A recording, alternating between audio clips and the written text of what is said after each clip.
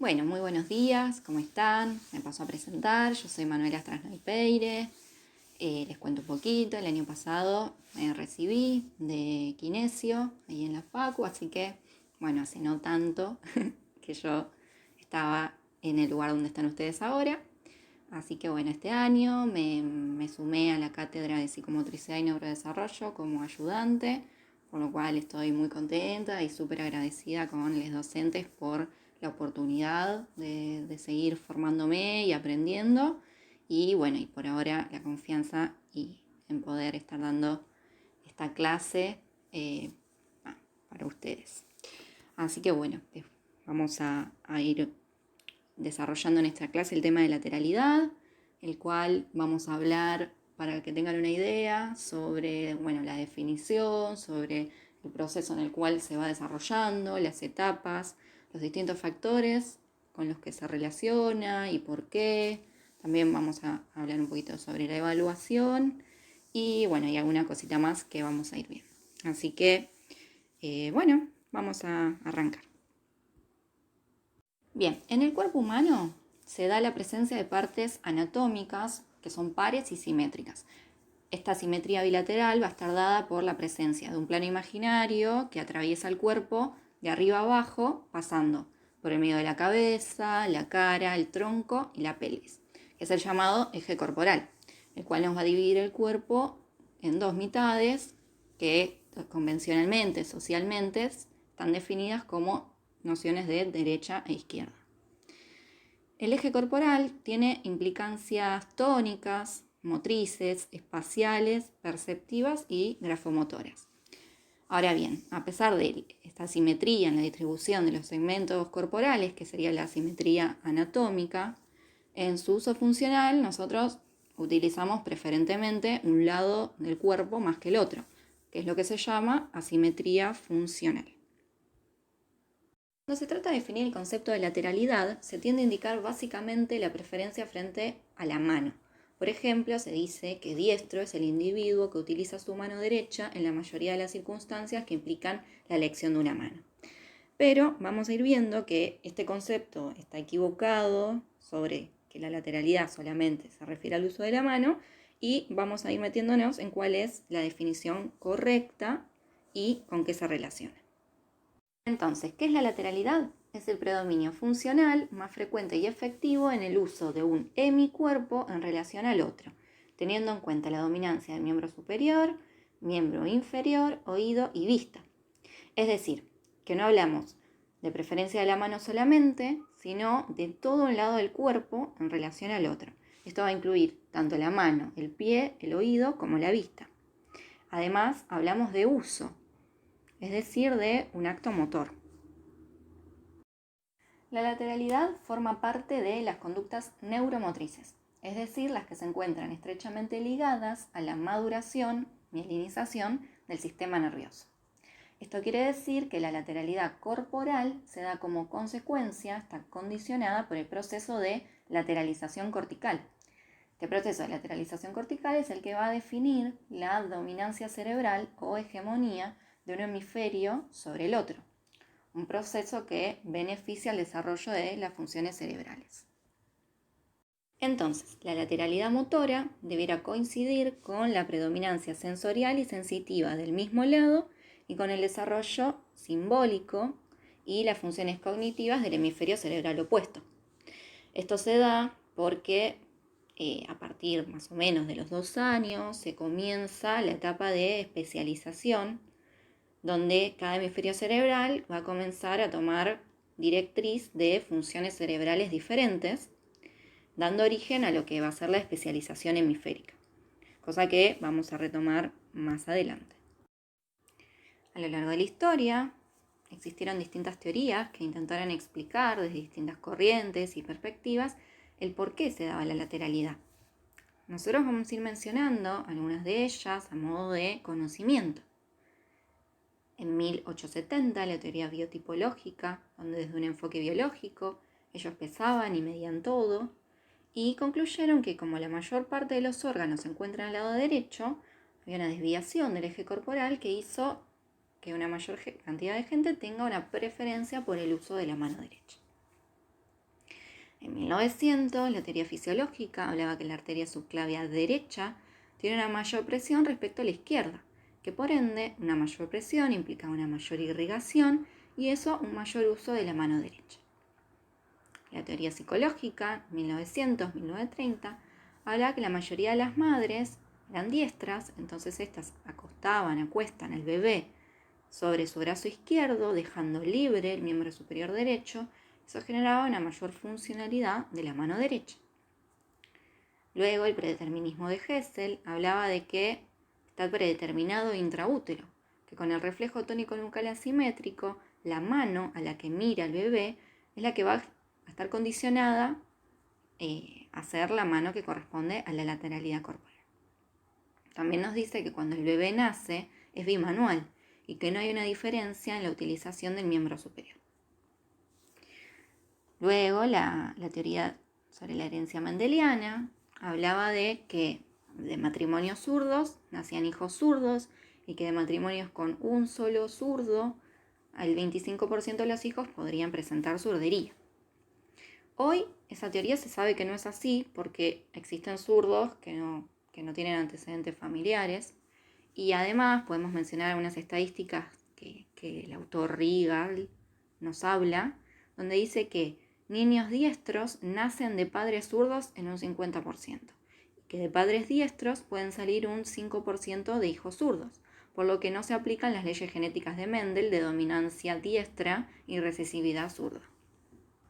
También podemos hablar de la teoría sociológica, donde decía que los guerreros en la antigüedad se protegían el corazón manteniendo el escudo con la mano izquierda y la espada con la mano derecha. La teoría psicoanalítica política nos habla de que el zurdo es un rebelde que se opone a una sociedad que está hecha para diestros. Esto está ligado a connotaciones políticas, con lo cual el zurdo tiene una connotación negativa, peyorativa, respecto a aquel que se revela o cuestiona lo establecido. Pero bueno, todas estas teorías nos están explicando el por qué hay más diestros, pero no el por qué hay zurdos y diestros.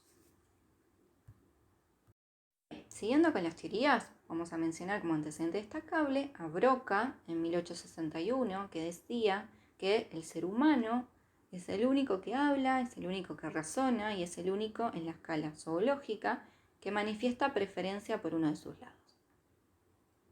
Que hable es una característica social, que razone es una característica psicológica y la lateralidad una característica biológica.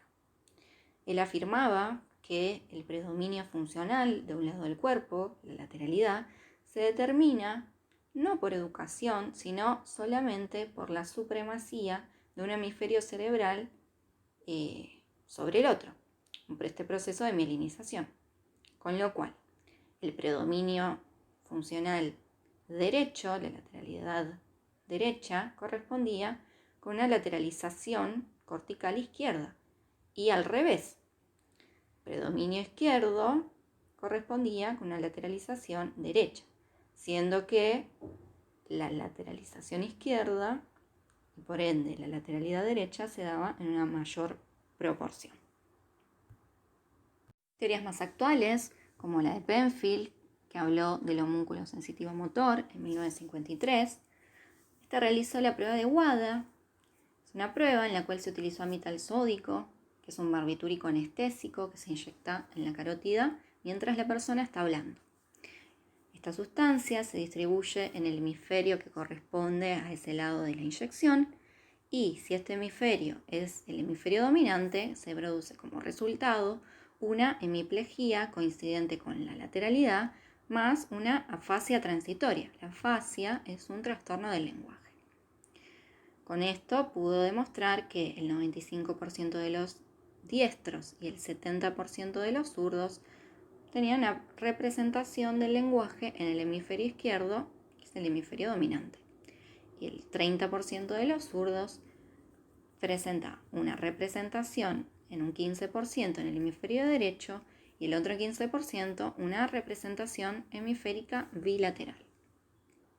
Luego, en 1978, Denton, que habló del esquema corporal, realizó necropsias en recién nacidos en la Universidad de Massachusetts y encontró que la corteza en el área 4 izquierda era mayor en el 62% de los casos, donde la cisura de Rolando era 3 milímetros más larga y 1 milímetro más profunda, y de esta manera pudo concluir que existiera una mayor cantidad de gente que tenga una lateralidad derecha y una dominancia hemisférica izquierda. Siguiendo con las teorías más actuales, en 2006, Rigal, en su libro Educación Motriz y Educación Psicomotriz en Preescolar y Primaria, nos habla sobre los distintos porcentajes en la manualidad, no lateralidad corporal, sino de la manualidad, donde dice que en la mayoría de los países, más allá de sus culturas y de las distintas formas de escritura, existe un predominio del 85% de diestros. Además, un 10% de zurdos y un 5% de ambimanuales. Ambimanuales son aquellas personas que, según la actividad que realizan, es la mano que utilizan. Esta definición del uso predominante de una mano está dada, según él, por factores genéticos y factores ambientales. Cuando habla de los factores genéticos, cita la teoría genética de la transmisión de la lateralidad de Annette en 1981, que nos dice que existe un gen de desplazamiento a la derecha de la habilidad manual que determina que la mano derecha sea favorecida respecto a la izquierda, así como el predominio o hegemonía del hemisferio izquierdo. Para el resto de las personas que no cuentan con un gen de desplazamiento a la derecha de la habilidad manual, no existe determinación congénita de predominio, siendo al azar su distribución en la mitad como zurdos y la mitad como diestros. Además, este autor dijimos que hablaba de que habían factores ambientales y sociales en la manualidad que, por ejemplo, cuando se prohibía el uso de la mano izquierda o por imitación. También nos hablaba de que existen factores patológicos perinatales en el que el hemisferio dominante se ve afectado. Entonces, por neuroplasticidad, se termina modificando la lateralidad funcional. Por asimetría funcional, se entiende que un hemisferio es más competente que el otro para controlar un comportamiento determinado, manejando un estilo cognitivo y formas de procesar la información específica, tomando la directriz de determinadas funciones. Esto es consecuencia de un proceso genético y madurativo de especialización hemisférica. En general, como podemos encontrar en la cartografía del cerebro diseñada por Perry en 1982, en la mayoría de los sujetos, el hemisferio izquierdo procesa información fonética, sintáctica, analítica, secuencial, que afecta al lenguaje y a la gesticulación asociada al discurso.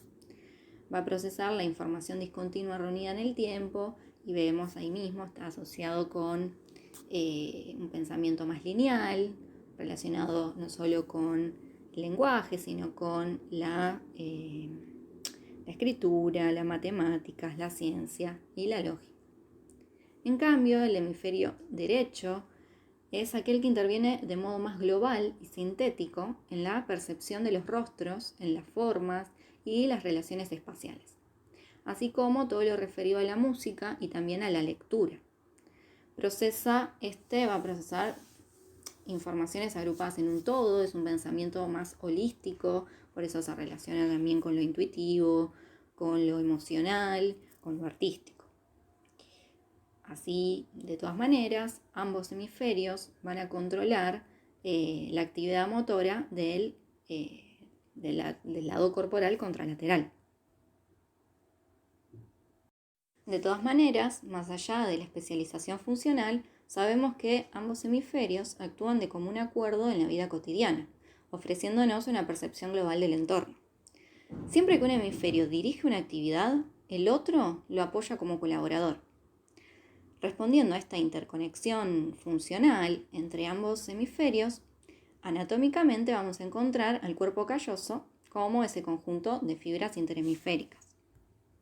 Bien, recapitulando un poquito, vamos a recordar entonces que la lateralidad corporal es el predominio motor funcional de un lado del cuerpo respecto al otro, que se da como consecuencia de un proceso neurológico de lateralización cortical, el cual determina la dominancia o hegemonía de uno de los hemisferios cerebrales, que va a ser el opuesto, en el tratamiento de la información que se recibe a través de los sentidos y en el control de las acciones.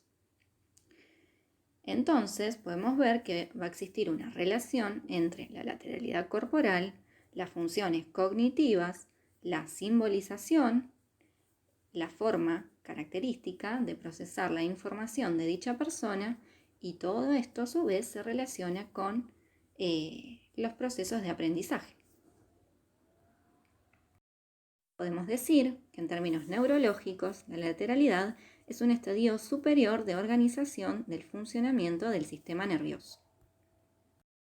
La lateralidad está en una parte genéticamente determinada, hay una predisposición, y en otra se trata de una dominancia adquirida. ¿Qué queremos decir con esto? Que este predominio en el uso efectivo y hábil de un lado del cuerpo se va desarrollando progresivamente y en distintas etapas en la cual el niño va experimentando con su medio. Entonces, la dominancia hemisférica genética se refuerza y retroalimenta con una práctica que provee al sistema nervioso central de aferencias propioceptivas y sensoriales que van configurando su representación somatotópica a nivel hemisférico en la corteza somatosensorial, en tanto integración perceptiva del propio cuerpo, la cual se va traduciendo en eferencias, en respuestas motrices más coordinadas, hábiles y efectivas de dicho hemicuerpo, así como en su integración con el resto de su cuerpo y el espacio que lo rodea. Por lo que entendemos que la lateralidad es un recorrido neurosensorio-motriz. Muy bien, ahora vamos a hablar del desarrollo de las etapas prelaterales. Las etapas prelaterales comprenden un periodo de los 0 a los 4 años para tener los siguientes objetivos. 1. Conseguir que el dominio del cuerpo y de los órganos sensoriales sea simétrico. Alcanzar una buena coordinación automática contralateral y función sensorial tridimensional, tanto visual, auditiva como táctil. Y 3. Conseguir la activación máxima del cuerpo calloso que conecta entre sí los hemisferios cerebrales y tiene todas las funciones que antes mencionamos. Por etapas prelaterales de desarrollo de la lateralidad, algunos autores la clasifican en monolateralización, duolateralización, contralateralización y unilateralización. La monolateralización, esta etapa se produce una separación funcional de las dos partes del cuerpo por actividad de la motricidad refleja. Este periodo comprende desde el nacimiento hasta los 6 primeros meses de vida. Esta etapa viene marcada por el reflejo tónico del cuello y vemos que no va a existir una relación entre un lado y otro del cuerpo, pero las experiencias son las mismas, es decir, que es completamente ambidiestro. A mayor número de experiencias, mejor, porque la integración de la monolateralización se va a ver favorecida. A esta edad aún no se posee la lateralización cortical, esa maduración, mielinización del sistema nervioso central, por lo que vemos que la lateralidad no se define con el nacimiento, sino que es algo, como dijimos antes, que se va a ir desarrollando en etapas por esta relación entre los aspectos de predisposición genética y junto con la experiencia neurosensorio-motriz. Duolateralización. Este periodo comprende desde los 6 meses al año. Se produce un funcionamiento simétrico y simultáneo de ambos hemicuerpos. En esta etapa se alcanza un segundo nivel de organización neurológica, relacionando ambos semicuerpos, el niño va a aprender a usar partes de ambos lados al mismo tiempo y de manera predeterminada. A esto se le llama patrón cruzado, como gatear y caminar. Además, va a ser característico que el niño o niña realiza tareas en la línea media del cuerpo, pero no la traspasa.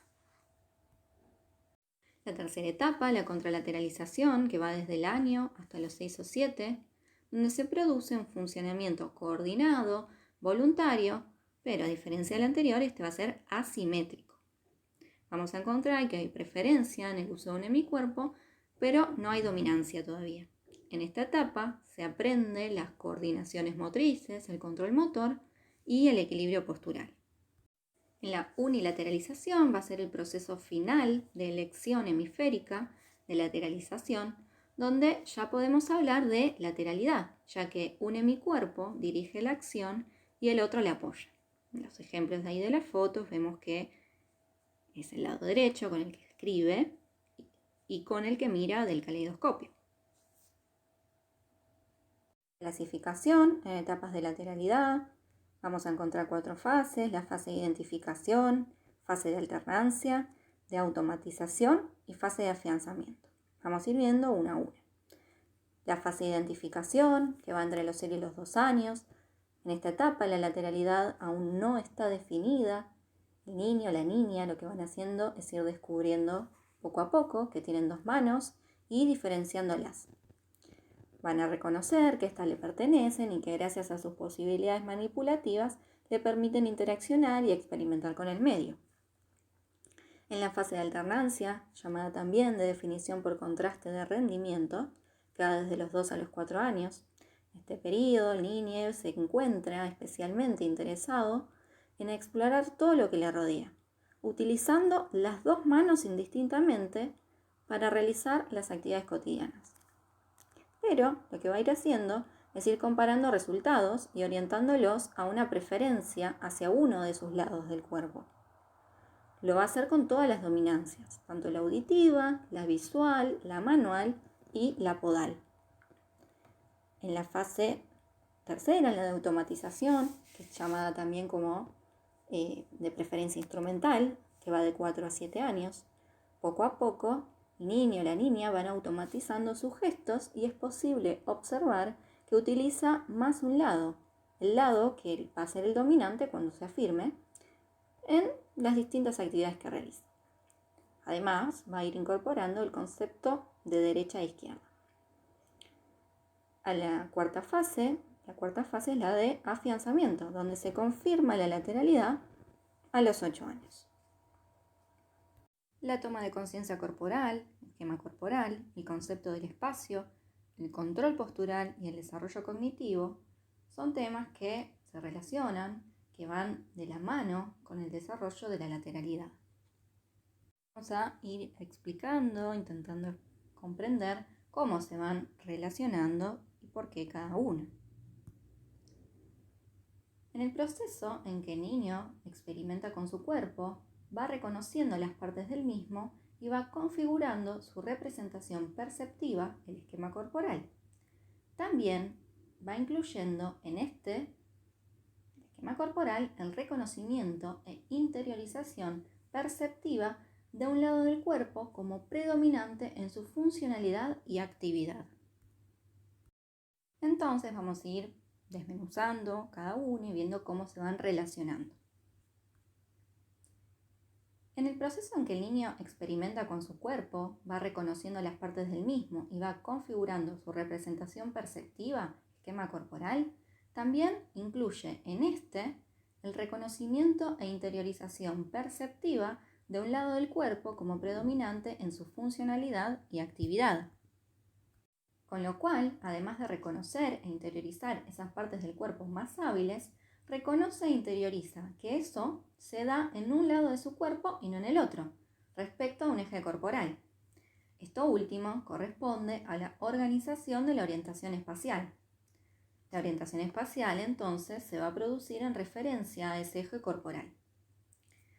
Proceso que suele ir de la mano con la adquisición de las nociones conceptuales y convenciones sociales de derecha e izquierda. En un primer momento distingue un lado y otro, derecha e izquierda, en su propio cuerpo y luego puede proyectar esas referencias en el cuerpo de los demás en relación a los objetos y el mundo. Por lo tanto, permite la organización del espacio exterior en función de una direccionalidad. Como vamos a ver, esta posibilidad va a estar relacionada con el desarrollo cognitivo y determinados logros que se dan en las distintas etapas psicomotoras. Otro tema que se relaciona es el del desarrollo del control postural, que le permite organizar los segmentos corporales en una relación armónica entre sí y con el entorno, y de esta manera garantizar el equilibrio útil para poder desarrollar actividades corporales de manera efectiva. Bien, otro concepto ligado a la lateralidad es el de exclusión corporal. Es el mecanismo por el cual se desplaza la jerarquía corporal para facilitar el desarrollo simbólico e introducir el lenguaje para llegar a procesos de abstracción. Es decir, que a medida que se desarrolla un sistema corporal estable, con la integración de todos los componentes que antes mencionamos, la información sensorial y propioceptiva de la actividad motora sigue existiendo, pero esta pierde jerarquía y relevancia, manteniéndose potencialmente como automatizaciones de posturas y posiciones, permitiendo esto centrar su atención en procesos de aprendizaje académico y simbólicos de una manera más eficaz.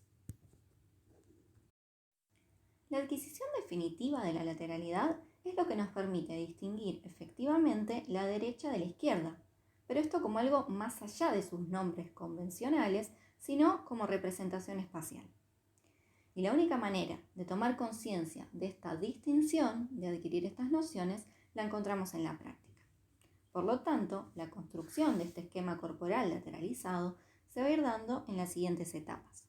La primera etapa, de los 5 a los 7 años, donde la derecha y la izquierda se consideran desde el punto de vista del propio cuerpo.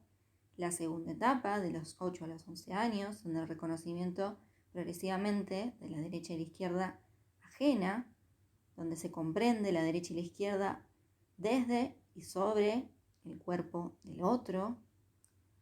Y la tercera etapa, de los 11 a los 12 años, donde la derecha y la izquierda se consideran desde el punto de vista de las cosas mismas. Ahora vamos a ir viendo etapa por etapa con ejemplos para poder comprenderlo mejor. Bien, la primera etapa, de los 5 a los 7 años, donde la derecha y la izquierda se consideran desde el punto de vista del propio cuerpo. Ahí tenemos 3 ejemplos. En el primero podemos ver que cuando se le pide que muestre su mano derecha, la levanta.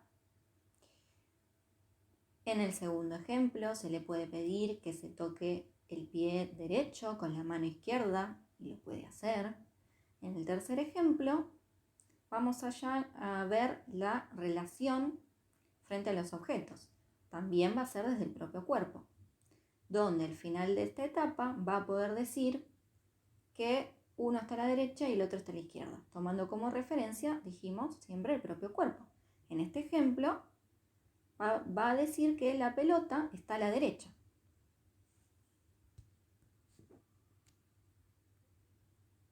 En la segunda etapa, de los 8 a los 11 años, el reconocimiento progresivo sobre los otros, la derecha y la izquierda ajena, comprende, en este caso, la derecha e izquierda en y desde el cuerpo del otro.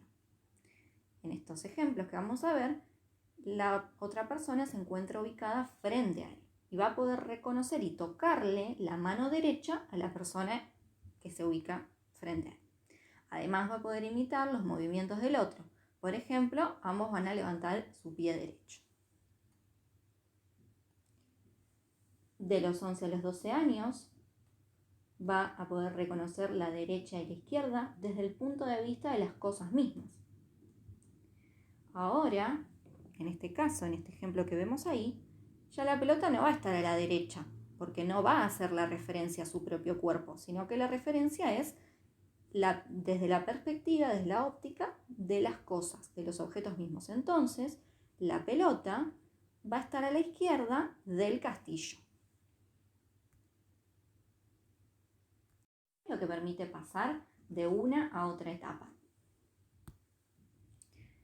Para entender el pasaje de uno a otro, tenemos que pensar en los distintos periodos de desarrollo psicomotor y los logros a nivel cognitivo que se van generando.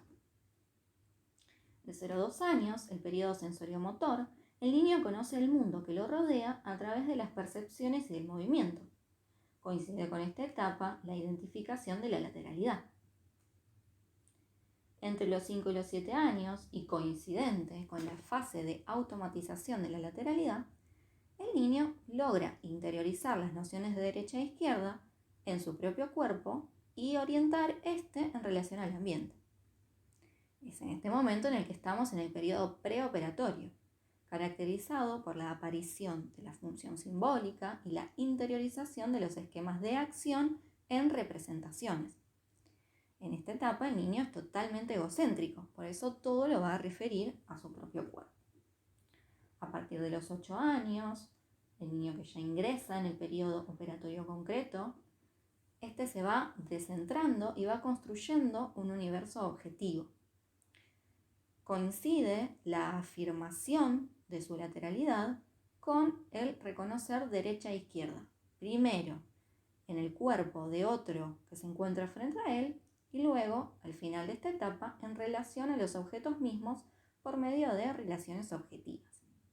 Esto es posible, y es importante entenderlo, que se da gracias a la reversibilidad del pensamiento, donde ya puede ir y venir en el pensamiento y puede ponerse en el lugar del otro. Recordemos además que además del eje medio del cuerpo, que lo divide en derecha e izquierda, podemos reconocer otros dos ejes corporales que nos dividen el cuerpo en adelante y atrás y en arriba y abajo. Estos dos ejes no van a presentar la misma dificultad que el anterior, porque justamente vamos a encontrar una asimetría. En arriba no es simétrico con la parte de abajo, ni la parte de adelante no es simétrica con la parte de atrás. Por lo tanto, eso hace que se puedan distinguir antes y con más facilidad. Es importante tener en cuenta que las nociones de derecha e izquierda son convenciones sociales. No porque sepa que hay una derecha y una izquierda significa que tiene interiorizada la lateralidad corporal y que pueda reconocerla. Esto se podrá ver de manera práctica en el reconocimiento activo durante la evaluación. A la hora de pensar en los distintos tipos de lateralidad y de evaluarla, tenemos que tener en cuenta la dominancia. La dominancia se puede considerar como el predominio o preferencia de un miembro del cuerpo sobre su simétrico. Se refiere a los distintos miembros del cuerpo. En cambio, la lateralidad se refiere al cuerpo o hemiscuerpo en su conjunto. Los tipos de dominancia, la manual, donde vamos a encontrarla tanto en actividades unimanuales como escribir, como así en actividades bimanuales donde, por ejemplo, una mano es la activa, como puede ser pelar las papas, y la otra va a ser la mano de apoyo, como puede ser sostener la papa. Luego, la podal, la dominancia podal, que la vamos a encontrar tanto en actividades dinámicas, como puede ser la pierna que patea la pelota o la que solemos usar para saltar la rayuela, así como en actividades estáticas donde necesitamos una pierna de sostén, de apoyo. Luego la dominancia auditiva, que nos habla de la mayor agudeza en un oído, que puede ser, por ejemplo, el que solemos utilizar para hablar por teléfono. O la dominancia visual, donde hablamos de que hay una mayor agudeza visual, y la podemos encontrar, por ejemplo, en actividades como mirar por la mirilla de la puerta. Ahora vamos a hablar de los tipos de lateralidad. En este caso vamos a hablar de las lateralidades homogéneas, donde decimos que diestro homogéneo es cuando hay un predominio y preferencia del hemicuerpo derecho en todos los tipos de dominancia. Y zurdo homogéneo es cuando hay un predominio y preferencia del lado izquierdo del cuerpo en todos los tipos de dominancia también. En estos casos se habla de una lateralidad pura, donde coincide la lateralidad neurológica y espontánea, dada por una dominancia del hemisferio cerebral opuesto, la cual predispone un predominio en el uso de un lado, con una lateralidad funcional, donde la persona a lo largo del desarrollo y en el vínculo con el medio prefirió efectivamente el uso de ese lado del cuerpo, el cual utiliza en todas las actividades motrices.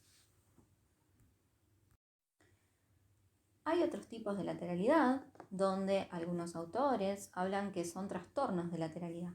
No patologías, sino trastornos por poder generar esto cierta interferencia en la persona en su funcionalidad, donde vamos a encontrar que hay combinaciones de las dominancias, ya no se dan de esta manera homogénea. Vamos a encontrar como trastornos de lateralidad o como estos otros tipos de lateralidad, la lateralidad contrariada, la indefinida, la cruzada y ambidiestra. La lateralidad contrariada son zurdos o diestros que por imitación u obligación utilizan la otra mano o pie. En estos casos, la lateralidad neurológica espontánea por predominio hemisférico, por dominancia hemisférica, les define la lateralidad hacia un lado, por ejemplo, el izquierdo. Pero, por factores sociales, modifican funcionalmente la dominancia de uno de sus miembros. Por ejemplo, hacen todo con el oído, el pie, el ojo izquierdo y espontáneamente utilizarían la mano izquierda porque eso se lo define la dominancia hemisférica, la lateralidad neurológica espontánea, pero la contrarian y hacen todo con la mano derecha por influencias del medio. Los otros tipos de lateralidad o de trastornos de lateralidad dijimos que eran, por ejemplo, la lateralidad cruzada, que es cuando hay predominancia de un miembro, por ejemplo la mano, de un lado del cuerpo, el derecho, y a nivel del ojo, la predominancia está en el otro lado, en el izquierdo. Entonces, todas las actividades manuales las realiza la mano derecha, todas las actividades visuales las realiza con el ojo izquierdo. Está la lateralidad cruzada. La lateralidad indefinida es cuando usa indiferentemente un lado u otro, o duda en la elección. En este caso no tiene un predominio funcional con un lado. Por ejemplo, para algunas tareas como cortar usa una mano, pero para otras como escribir usa la otra. El ambidiestro es cuando presenta habilidad, la misma habilidad con los dos lados del cuerpo, pudiendo utilizarlos indistintamente para todas las tareas. En estos últimos casos, podemos ver que no hay una dominancia o hegemonía hemisférica pura, que hace que existan estas variaciones de la lateralidad que no son homogéneas, estando en algunos casos posiblemente influenciada también por factores contextuales. Acá vemos en un dibujito lo que hablamos recién para graficar de los ejemplos de lateralidad homogénea, lateralidad cruzada y ambidiestro, como para que quede un poco más visual. La lateralidad la evaluaremos tanto por medio de la observación directa, donde observamos la actividad espontánea del niño, cuando saluda, cuando agarra los juguetes, dibuja, se mueve o cualquier actividad que esté realizando. Y por otro lado también la podemos evaluar por medio de test, que ahora vamos a describir dos de ellos. Bien, el test de Harris se toma en niños de entre 7 y 9 años, va a evaluar lateralidad, es decir, la predilección en el uso derecho o izquierdo en una serie de actividades funcionales. Se toma en todos los tipos de dominancia, por ejemplo, a nivel de la mano, en el lanzamiento de una pelota, en peinarse, en escribir, a nivel del pie, puede ser patear una pelota, saltar, a nivel auditivo, la preferencia en el hablar por teléfono, escuchar a través de una puerta, a nivel visual, puede ser en el manejo de un caleidoscopio o en mirar por un agujerito que esté hecho sobre un papel o un cartón, y distintas actividades funcionales que ya están escritas, estipuladas en el mismo test. Este test tiene una notación particular que va a hacer que tanto para la mano como para el pie se van a tomar 10 pruebas funcionales. Si las 10 pruebas funcionales se realizaron con el mismo lado, por ejemplo, el derecho, la notación va a ser con una D mayúscula. Si fuese con el izquierdo, con una I mayúscula. Si de las 10 pruebas funcionales, 7, 8 o 9 se hicieron con el mismo lado, por ejemplo el derecho, la notación va a ser con una D minúscula y para el resto de los casos se anota con una A o con una M. Para el caso de la preferencia visual o auditiva se toman 3 pruebas funcionales y lo mismo va a suceder. Si de las 3 pruebas funcionales, las 3 se hicieron con el mismo lado, vamos a escribir con una letra mayúscula, sea una D o una I. Y si de las 3 pruebas funcionales, 2 se hicieron con el mismo lado, se anota con una minúscula, D o I. Y para el resto de los casos, con una A o con una M. ¿Para qué sirve esto? Va a ser para poder clasificar en lateralidades homogéneas. Si para los 4 tipos de dominancias utilizo el mismo lado, voy a tener, si fuese el derecho, D mayúscula en las 4 dominancias, con lo cual vamos a hacer un diestro completo, homogéneo. Si fuese todas I mayúscula, vamos a tener un zurdo homogéneo. Y si tuviésemos combinaciones de mayúsculas DI, por ejemplo, para los distintos tipos de dominancia, vamos a tener una lateralidad cruzada y así las distintas clasificaciones que fuimos viendo. De todas maneras, no se preocupen, no se enrosquen con esto, porque esto está especificado en la misma planilla del test. Así que nada, más que nada, lo doy a modo de comprensión y de explicación, pero es algo con lo que cuentan a la hora de hacer el test. Por otro lado, el test de Piaget-Head, que evalúa esquema corporal lateralizado, la capacidad de reconocer derecha e izquierda en el propio cuerpo, en el otro y con relación a los objetos y al espacio. Se realiza entre los 6 y los 12 a 14 años. Es una prueba que consta de 2 partes. Primero la prueba de Piaget, donde se trata del reconocimiento de la derecha y la izquierda. Primero, en el propio cuerpo del niño, se le pide que se toque o que indique cuál es su mano derecha y cuál es su mano izquierda. Luego sobre el examinador, que reconozca cuál es la mano izquierda, mano derecha del examinador. Y luego en relación a objetos, se le ubican objetos y se le pregunta si el lápiz está a la derecha o a la izquierda de la goma, y así con distintos objetos y en distintas direcciones. En una segunda parte tenemos la prueba de Head, donde ya no solo es el reconocimiento, sino que se pasa a la actividad motriz. Entonces primero se le va a pedir que imite al examinador. Entonces los dos van a levantar, por ejemplo, su pie izquierdo.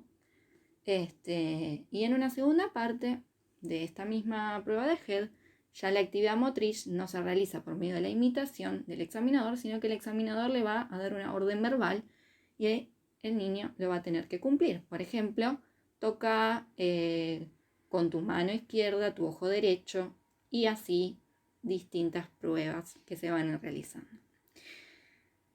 En base a este mismo test de Piaget-Head hay un autor que hizo una adaptación del mismo, dividiéndolo, organizándolo en función de las edades, de esas edades que habíamos establecido desde los 6 a los 8 años, desde los 8 a los 11 y desde los 11, 12 a los 14.